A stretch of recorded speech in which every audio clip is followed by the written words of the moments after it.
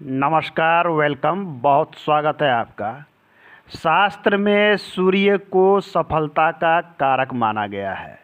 एक अच्छा सूर्य पर्वत और एक अच्छी सूर्य रेखा आपके सफलता के लिए अति आवश्यक है। आज के अंक में हम बात करेंगे सूर्य पर्वत एवं सूर्य पर्वत पर विभिन्न चिन्हों के संबंध में। आइए आज का अंक हम शुरू करते हैं।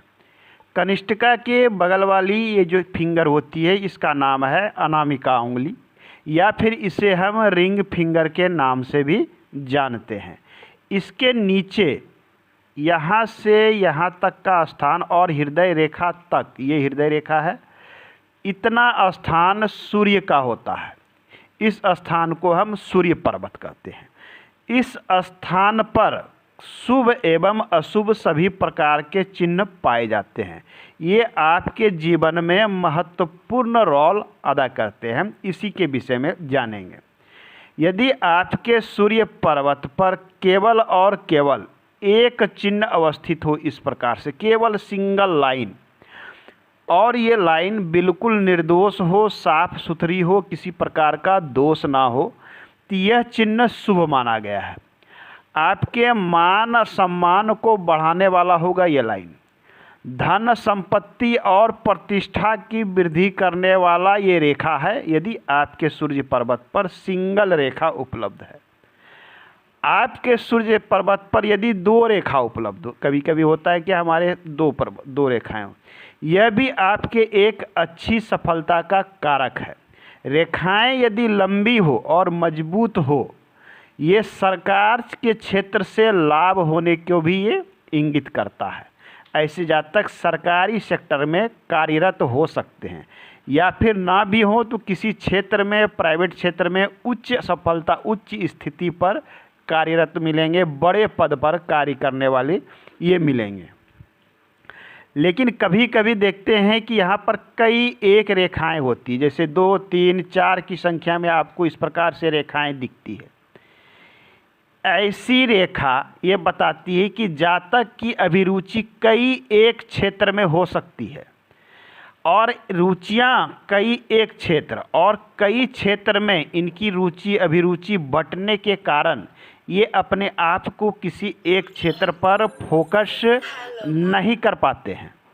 जब ये किसी एक क्षेत्र पर फोकस नहीं कर, पर्वत पर आपस में कटती हुई या उलझती हुई रेखाएं मान लिया जाए आपकी एक रेखा इस प्रकार से, कोई रेखा इसे इस प्रकार से काटती है या उलझती हुई सी रेखा बनती है, इस प्रकार का चिन्ह सूर्य पर्वत पर होना शुभ नहीं माना जाता है। ये जीवन में संघर्ष को बढ़ाती है, समस्याओं को बढ़ाती है, आपके कार्य में बाधा उत्पन्न करती है। साथ में आप जिस चीज़ के हकदार थे, जीवन में जो चीज़ें आपके ज्ञान या नॉलेज के अनुसार या फिर वर्किंग के अनुसार जो चीज़ें प्राप्त होनी थी, उस चीज़ों की प्राप्ति में कहीं ना कहीं ये विलंब करता है, देरी करता है या समस्या उत्पन्न करता है। इस प्रकार की चीज़ें उत्पन्न करता है। नेक्स्ट हम चिन्ह की बात करें तो यदि सूर्य पर्वत पर एक केवल बिंदु हो, एक बिंदु इस प्रकार से हो, छोटा या बड़ा, ये शुभ चिन्ह नहीं है। ये आपके एक तरह से सम्मान में कमी को दिखलाता है, मान सम्मान में आपकी पराजय को दिखलाता है। ये शुभ चिन्ह नहीं है। सूर्य पर्वत पर यदि क्रॉस का चिन्ह बनता हो, चाहे ये सूर्य रेखा पर बने या फिर ये स्वतंत्र बने, ये आपके प्रसिद्धि में कमी करने वाला है। मतलब आपकी प्रतिभा जो है, आपके अंदर जो ज्ञान है, अर्थात जो नॉलेज है, आप जो वर्क कर सकते हैं और जो चीज़ें आपको प्राप्त होनी थी, अर्थात आप हकदार तो थे कि 1 लाख रुपए के बराबर की आपको प्रतिष्ठा होनी चाहिए थी, परंतु ये क्रॉस कहीं ना कहीं आपके प्रसिद्धि में कमी कर देता है, आपकी प्राप्ति में ये कमी करता है। तो ये शुभ चिन्ह नहीं है।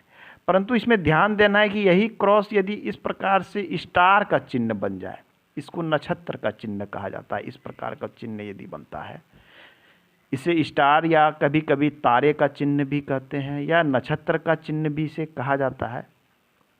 ये धन संपत्ति और उच्च पद का योग बनाता है, जीवन में हाईयर पद का योग बनाता है। ये पद चाहे निजी पद हो, प्राइवेट पद हो, व्यवसाय का पद हो या सरकार के यहाँ पद हो, ये शुभ चिन्ह माना जाता है।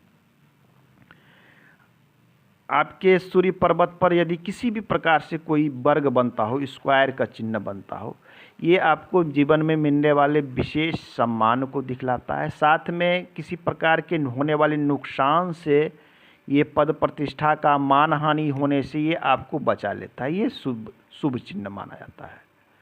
सूर्य पर्वत पर त्रिभुज का बनना, ट्रायंगल का बनना, ये अत्यंत शुभ माना जाता है।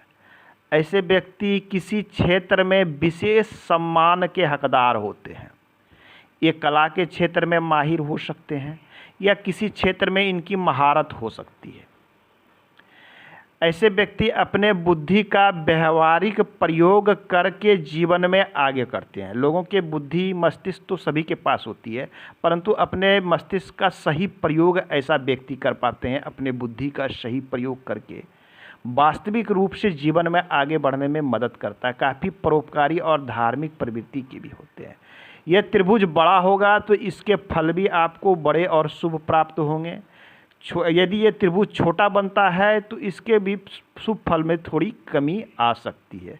त्रिभुज दूषित हो, कहने का अर्थ है कि त्रिभुज पूर्ण रूपेण नहीं बनता हो, टूटा हुआ बन रहा है, कुछ इस प्रकार से बन रहा है, तो ऐसा त्रिभुज जो है कम शुभ होता है। ये शुभ फल की प्राप्ति नहीं दे पाता है। साथ में ये जीवन में संघर्ष को बढ़ाने वाला होता है। तो ये थे कई एक चिन्ह। अब हम बात कर लेते हैं सूर्य पर्वत। सूर्य पर्वत की स्थिति उतनी ही महत्वपूर्ण है जितनी सूर्य पर होने वाले चिन्ह की स्थिति।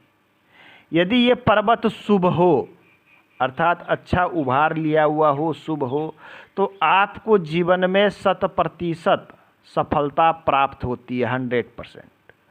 परंतु ये पर्वत यदि अत्यंत पूर्ण विकसित हो, जैसे कहते हैं पूर्ण विकसित, अत्यंत नहीं पूर्ण, तो श्रेष्ठ माना जाता है। धन और संपन्नता लाता है जीवन में, मान प्रतिष्ठा भी प्राप्त होता है।